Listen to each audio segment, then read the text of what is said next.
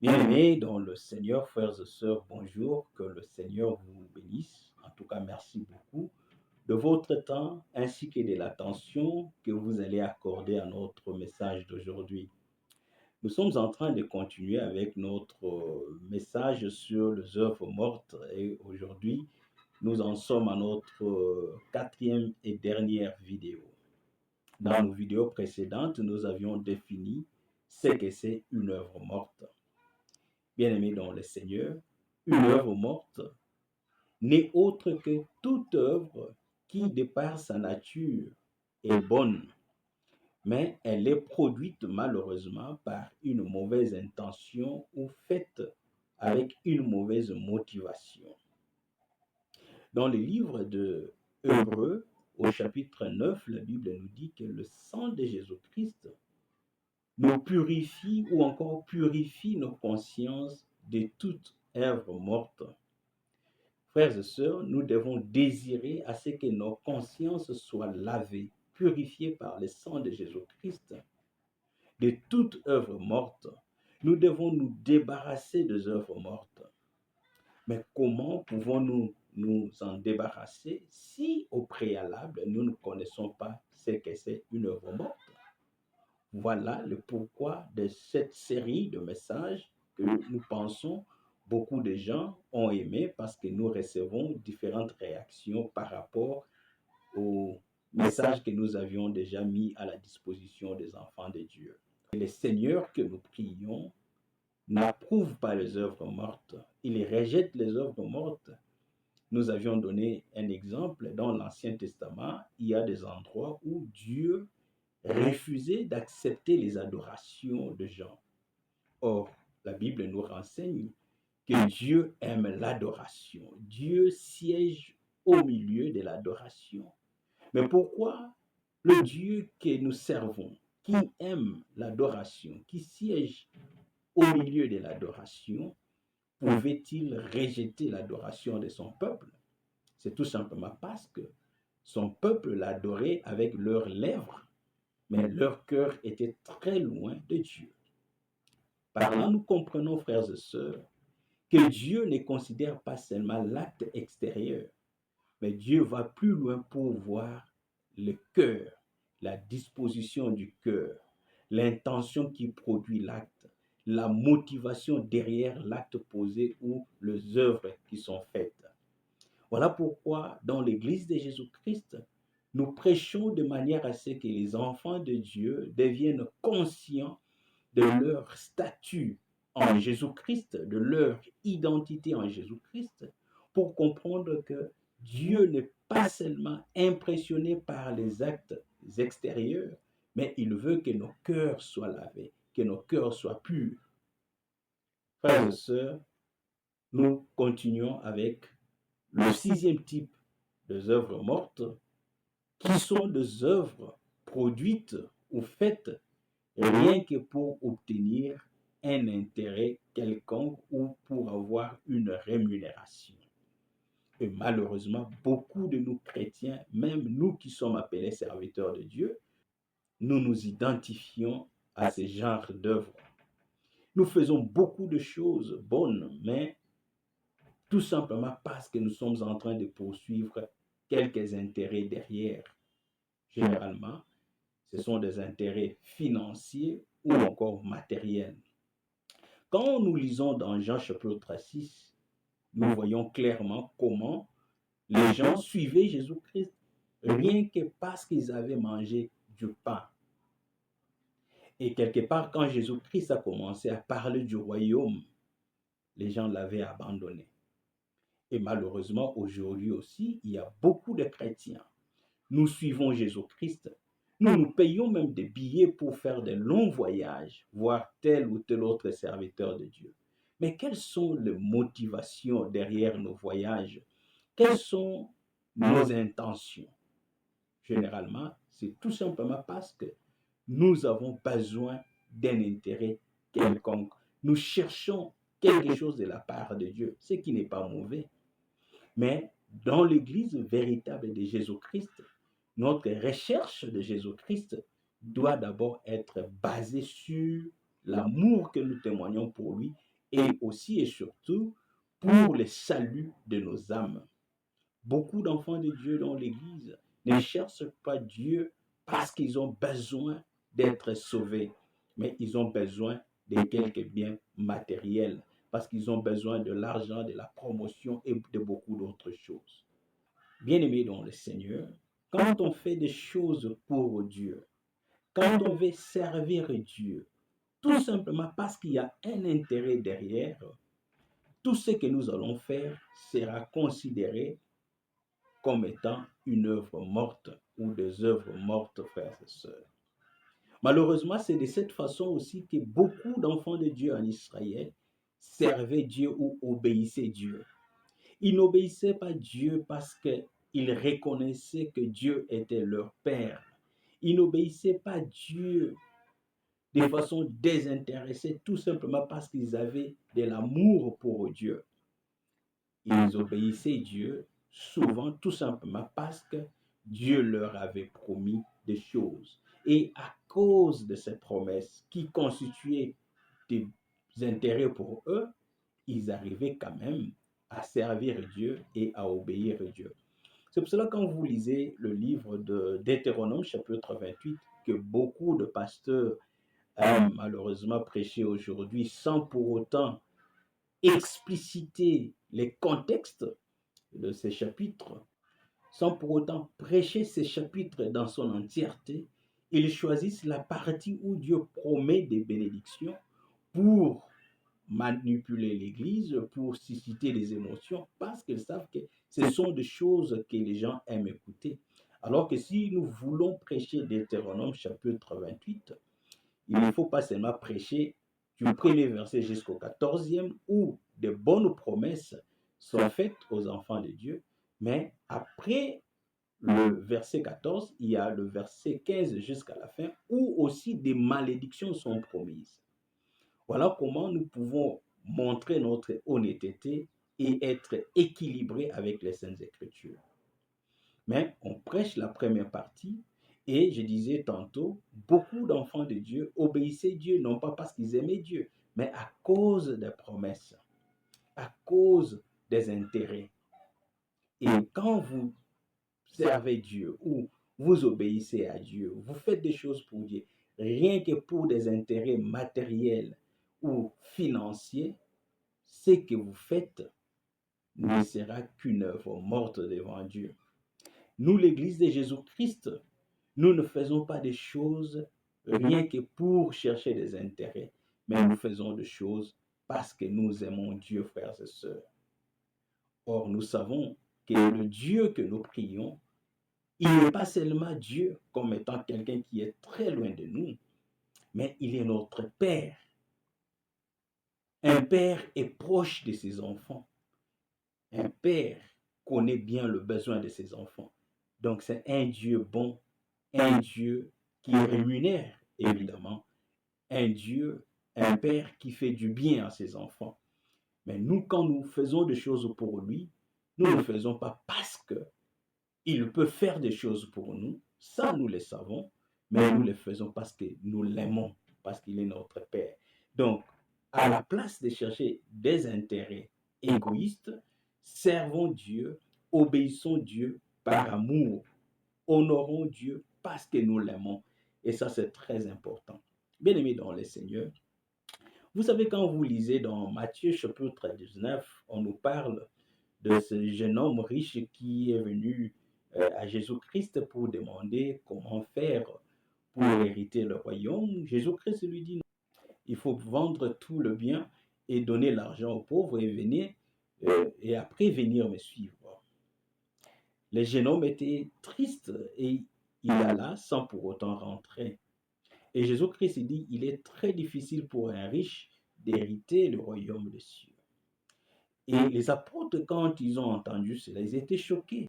Et Pierre, prenant la parole, il dit ceci à Jésus-Christ, voici, nous avons tout quitté et nous t'avons suivi.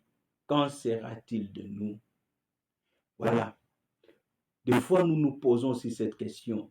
Nous avons tout quitté, nous avons tout abandonné pour suivre Jésus-Christ. Quel intérêt aurons-nous? Jésus-Christ avait directement répondu pour assurer à Pierre, personne qui a quitté son père ou sa mère, ses frères, ses sœurs et tous ses biens pour me suivre ne sera perdant. Il va hériter dans ces siècles présents le centuple et dans le temps à venir, il va hériter la vie éternelle ou le royaume des cieux. Mais pour bien comprendre la pensée de Jésus-Christ par rapport à ce que Pierre avait demandé, il faut maintenant continuer à lire le chapitre 20 de Matthieu. Frères et sœurs, malheureusement, la Bible, une fois j'ai déjà prêché sur ça, les gens ont décidé de subdiviser différents livres de la Bible en chapitres et puis longtemps après en versets. C'est pour cela, cela nous déconnecte des fois de l'idée générale. Or, quand la Bible a été écrite, ou soit différents livres de la Bible ont été écrits, il n'y avait pas de chapitres, il n'y avait pas de versets. Et quand vous lisez, vous avez la facilité de comprendre la pensée tout entière parce que là, vous comprenez facilement les choses dans leur contexte. Parce qu'après la réponse de Jésus-Christ à Pierre, il continue pour leur donner une parabole, frères et sœurs. Il dit, dans la parabole, il y avait un boss qui est sorti pour louer des ouvriers. Il est sorti dans différentes heures de la journée pour louer des gens pour travailler pour lui. Et quand vous lisez cette parabole avec attention, vous allez vous rendre compte que tous les autres ouvriers qu'il avait eus dans différentes heures de la journée, ils s'étaient mis d'accord sur un montant à payer, une rémunération. Seulement le dernier groupe, quand Jésus-Christ appelle le dernier groupe, il n'a jamais eu un agrément sur combien ils allaient recevoir. Mais beaucoup de gens étaient étonnés à la fin. Les gens qui s'étaient mis d'accord avec Jésus-Christ sur le montant, l'intérêt, ils ont reçu ce qu'ils avaient convenu avec Jésus-Christ. Mais l'ouvrier de la dernière heure, lui qui n'avait pas convenu un montant, un intérêt à recevoir de la part de Jésus-Christ, quand il a reçu sa rémunération, mais c'était autant de fois plus que les autres qui avaient trouvé un agrément sur le salaire ou sur le montant à payer. Cette parabole nous renseigne que quand nous servons Dieu en mettant notre intérêt avant, nous sommes perdants parce que nous n'allons pas recevoir la grâce qui va au-delà de nos capacités, de nos habilités. Quand nous bénéficions de la grâce de Dieu, frères et sœurs, il y a des portes qui s'ouvrent d'elles-mêmes, tout simplement parce que la grâce de Dieu les ouvre facilement pour nous, sans pour autant mériter, comme l'ouvrier de la dernière ère. Il n'avait pas imposé un montant à recevoir de la part du boss, mais le boss, qui est très riche, lui a donné selon son propre gré, selon son propre désir. Voilà pourquoi les autres étaient jaloux en disant que lui n'a travaillé que pendant 1 heure du temps, mais nous étions sous le soleil. Nous avions travaillé pendant longtemps. Mais Jésus-Christ a dit, mais je vous ai donné ce que nous avons convenu. Frères et sœurs, apprenons à servir Dieu sans pour autant voir nos intérêts ou encore mettre nos intérêts avant tout. Mettons d'abord l'intérêt du royaume et laissez au maître du royaume, au roi de rois, de penser pour nous, de nous donner selon la mesure de sa grâce.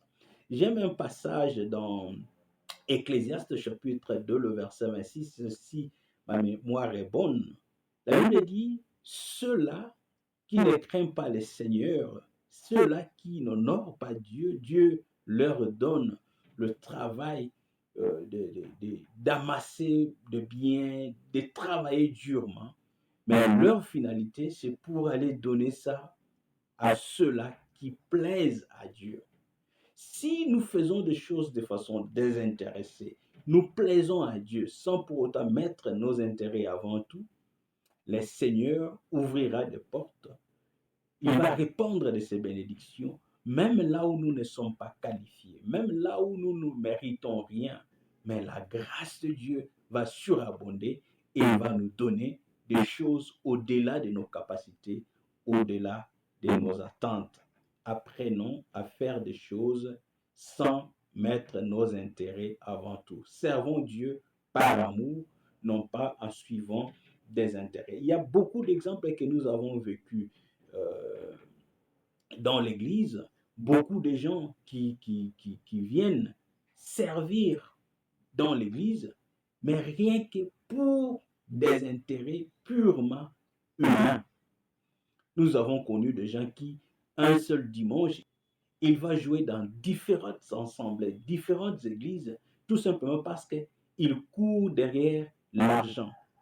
Il vient, il vous impose même son temps. Quand vous êtes en pleine culte et que son heure pour aller jouer dans une autre église arrive, il commence à vous presser. Il doit être libéré et vous devez le payer selon que vous avez convenu avec lui et les libérer pour aller jouer aussi là-bas parce qu'il court derrière l'intérêt d'argent. Il vient, il vous joue ses solos et comme ça, vous dansez. Vous voyez, là, vous êtes donc purement dans le monde. Le monsieur ne sert pas Dieu. Il est là pour son intérêt. Et malheureusement, beaucoup de nous, nous nous identifions à ce genre d'œuvres qui ne sont que des œuvres mortes. Septièmement, les œuvres mortes, ce sont aussi des œuvres qui sont faites sans produire la vie de Jésus-Christ. Ici, je m'aimerais expliquer, mais avant d'expliquer, commençons par lire ce que la Bible dit dans 2 Corinthiens chapitre 4, le verset 10. La Bible dit, portant toujours avec nous dans notre corps la mort de Jésus, afin que la vie de Jésus soit aussi manifestée dans notre corps. Bien-aimés dans le Seigneur, nous, enfants de Dieu, c'est bien de prêcher comme je suis en train de le faire. C'est bien de chanter, c'est bien d'adorer, c'est bien de danser pour Dieu. Mais ce qui est plus important pour nous chrétiens, c'est de produire la vie de Jésus-Christ. La Bible dit que nous avons porté dans notre corps la mort de Jésus-Christ. Pourquoi? Afin que la vie de Jésus soit manifestée en nous. L'Église est appelée corps du Christ. Et cela a une grande signification, frères et sœurs.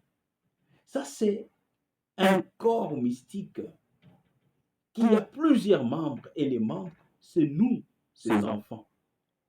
Mais pourquoi on a donné le nom du corps de Christ à l'Église? Il faut alors penser au corps du Christ quand il était sur la terre. Ce corps du Christ était sans péché. Comment est-ce que Jésus-Christ dans la chair avait vécu? Et nous, l'Église, nous devons nous identifier à cette vie, une vie sans péché, parce que nous sommes bel et bien ce corps du Christ. Comment est-ce que nous sommes en train de vivre? C'est pour cela 2 Corinthiens chapitre 4, le verset 10 nous dit que la vie de Jésus-Christ doit être manifestée dans notre corps. Est-ce que nous manifestons la vie de Jésus-Christ dans notre corps? Bien-aimé, je peux prêcher comme je suis en train de le faire. Mais si la vie de Jésus-Christ n'est pas manifestée dans mon corps, si dans ma façon de vivre, de faire les choses, les gens ne voient pas Jésus-Christ, tout ce que je suis en train de faire devient des œuvres mortes. Nous devons d'abord produire en nous la vie de Jésus-Christ. Le monde autour de nous doit voir Jésus-Christ au travers de notre vie. Et ça, c'est très important, frères et sœurs. J'aimerais vous poser une question, et je sais que beaucoup de gens quand je vais poser cette question, n'auront pas une bonne réponse. Voici ma question. Toi qui m'écoutes, mon frère ou ma sœur, qui est la lumière du monde? C'est ça la question que je vous pose. J'aimerais que chacun de nous réponde selon la connaissance des Écritures qu'il a. Et bientôt, je vais vous donner la réponse sur base des Écritures. Mais je répète la question. J'aimerais que si tu n'es pas seul en train de suivre, tu es avec ton frère ou ta sœur, pose-lui aussi la même question. Qui est, selon les Saintes Écritures, la lumière du monde? Eh bien, frères et sœurs, je pense que, si pas tout le monde, mais nombre d'entre vous ont pensé directement à Jésus-Christ. Parce que la Bible dit que Jésus est la lumière du monde. Mais j'aimerais vous dire que si vous avez pensé à Jésus-Christ, votre réponse, elle est mauvaise. Quelqu'un dirait peut-être, mais comment ça? N'est-ce pas? Il est écrit que Jésus-Christ est la lumière du monde. Lui-même avait dit ça. J'aimerais maintenant que nous lisions avec attention les Saintes Écritures. Et les Saintes Écritures, nous aurons la vraie lumière. Dans Jean chapitre 9, le verset 5, la Bible dit ceci. Écoutez avec attention, frères et sœurs. C'est Jésus-Christ qui parle de lui-même. Il dit ceci. Pendant que je suis dans le monde, je suis la lumière du monde. Vous avez entendu cela, frères et sœurs? Jésus-Christ a dit, pendant qu'il a déterminé le temps où il était la lumière du monde. Je répète la lecture. Jean chapitre 9, le verset 5. Pendant que je suis dans le monde, je suis la lumière du monde.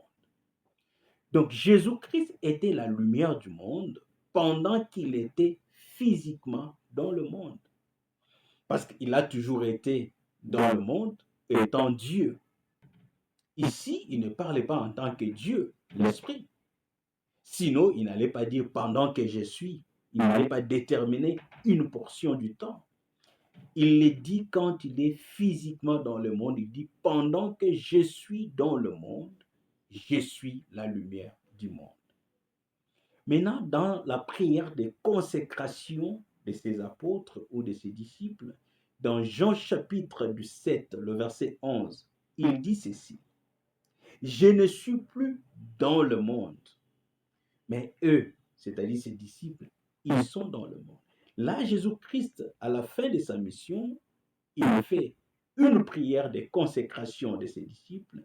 Il dit au Père, maintenant là, je ne suis plus dans le monde. Je quitte le monde. Mais eux, ils sont dans le monde.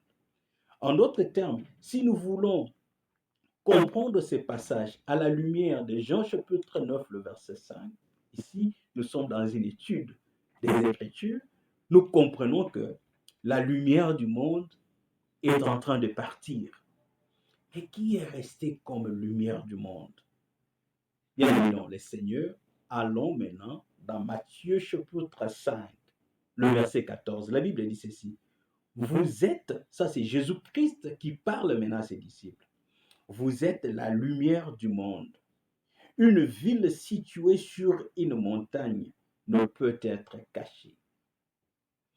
Qui sont la lumière du monde aujourd'hui? C'est toi, mon frère. C'est toi, ma sœur. C'est moi. C'est nous, l'Église de Jésus-Christ, est la lumière du monde. Parce que l'Église de Jésus-Christ est dans le monde. C'est pour éclairer le monde.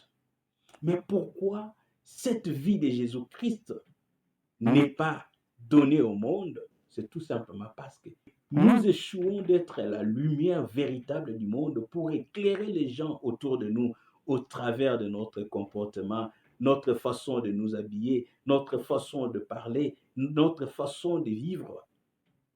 Nous échouons d'être la lumière du monde. En d'autres termes, nous ne produisons pas la vie de Jésus-Christ. Mais malheureusement, nous sommes prêts à faire beaucoup de choses dans l'Église.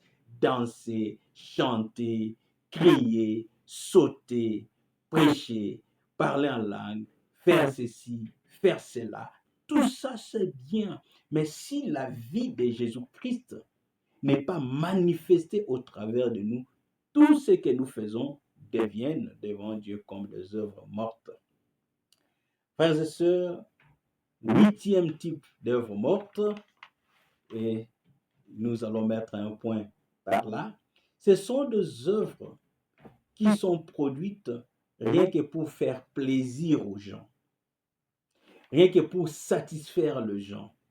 Et beaucoup de pasteurs aujourd'hui, malheureusement, s'identifient à ça, tout simplement parce qu'ils ont besoin de trouver l'approbation des gens. Paul a dit ceci dans le livre de Galates, chapitre 1. Il dit, si je m'en vais encore à faire plaisir aux gens, donc je ne suis pas un serviteur de Dieu. Un serviteur de Dieu ne fait pas des choses rien que pour faire plaisir aux gens. Mais comment les gens arrivent à faire des choses pour faire plaisir aux gens? Généralement, c'est tout simplement parce qu'ils ont des intérêts qu'ils poursuivent derrière ces gens. Ils ont peur de perdre certains fidèles dans leurs églises en leur prêchant la vérité. Ils préfèrent dire des choses qui font du bien à l'oreille. C'est pour cela Paul avait dit à Timothée, 2 Timothée chapitre 4, il dit qu'il adviendra un temps où les gens ne vont plus supporter la saine doctrine. Mais pour se faire plaisir, ils vont se faire entourer de beaucoup d'enseignants qui leur disent des choses qui plaisent à l'oreille parce qu'ils ont la démangeaison d'écouter. Et beaucoup de serviteurs de Dieu sont tombés dans ce filet. Ils prêchent pour faire plaisir aux enfants de Dieu. Leurs messages sont taillés sur mesure pour plaire aux enfants de Dieu. Et par conséquent, ils ne peuvent pas être des serviteurs de Dieu comme Paul l'a dit dans Galates chapitre 1, le verset 10, tout simplement parce qu'ils sont là encore pour faire des choses de manière à plaire aux gens au lieu de prêcher la vérité. Bien-aimés dans le Seigneur, ne faisons rien juste pour plaire aux gens. Faisons des choses d'abord pour plaire à Dieu. Et si nous sommes serviteurs de Dieu, nous voulons plaire à Dieu, nous allons prêcher la vérité aux enfants de Dieu. Parce que seule la vérité libère, seule la vérité sauve. Bien-aimés dans le Seigneur, nous sommes obligés de mettre un point final. Et nous aimerions recevoir de vous vos questions. S'il y a quelque chose que vous n'avez pas bien compris, prière de nous le signifier par message.